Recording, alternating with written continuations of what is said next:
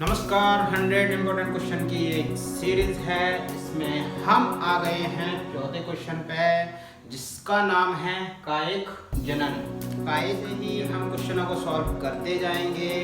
इसके बाद एक एक क्वेश्चन से हम सीरीज में आगे बढ़ेंगे, अच्छी तरह से समझते हुए आगे बढ़ेंगे और सारे क्वेश्चनों को आप जैसे ही कर लेंगे, इसके बाद आपकी जो मार्किंग है, आपकी जो नंबरिंग है, अच्छे से होना शुरू हो जाएगी। मेरा विश्वास है आप परीक्षा में 2023 की बोर्ड परीक्षा में आप अच्छे सीरीज में एक एक क्वेश्चन को समझते जाइए, सॉल्व करते जाइए। धन्यवाद। जनन को कायिक जनन क्यों कहते हैं? को कायिक जनन इसलिए कहते हैं, ये शब्द है, इसका मतलब है काया, और काया का अर्थ होता है शरीर। मतलब है कोई भी जीव है उसका जो शरीर है, बेसिकली इसमें जो पौधा होता है उसकी ही बात की गई है इसमें। इसलिए अगर पौधे का शरीर जनन में भाग ले रहा है तो इसको कहते हैं कायिक जनन। अब आते हैं परिभाषा पे। अलैंगिक जनन की इस विधि में पौधे का कोई वर्दी भाग पौधे से अलग होकर एक नया जीव पौधा बनाता है। इस विधि में अगर पौधे का कोई वर्दी भाग है, वर्दी भाग का अर्थ होता है कि जो भाग वृद्धि करके नया पौधा या नया जीव बना सकता है। यह भाग क्या हो सकता है? जड़ हो सकता है, तना हो सकता है, पत्तियां हो सकती हैं। आगे वीडियो में इसकी चर्चा करेंगे, जड़, तना, पत्तियां किन पौधों। कोई पौधा है, इसमें ये जड़ होती हैं, ये तना होता है और इनमें पत्तियां भी होती हैं।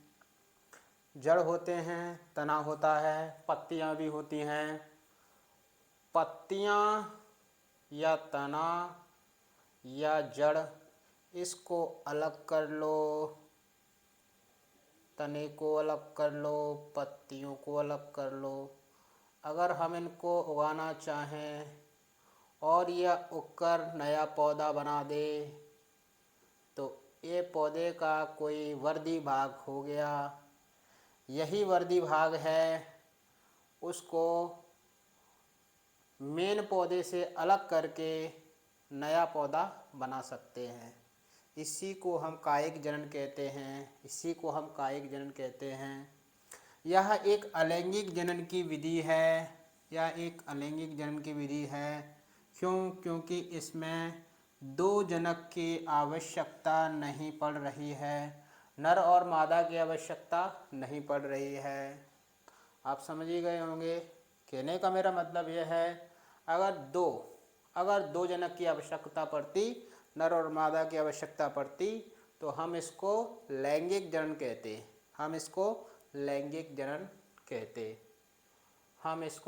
लैंगिक जनन। तो चूंकि इसमें एक जनक की आवश्यकता पड़ रही है, इसका मतलब है नर मादा की आवश्यकता नहीं पड़ रही है। पौधे का कोई भाग ले लो और या तो इससे या पत्तियों से या तने से या जड़ से कोई पौधा है प्राप्त हो सकता है, तो इस जनन को कहते हैं कायिक जनन। यह दो प्रकार का होता है।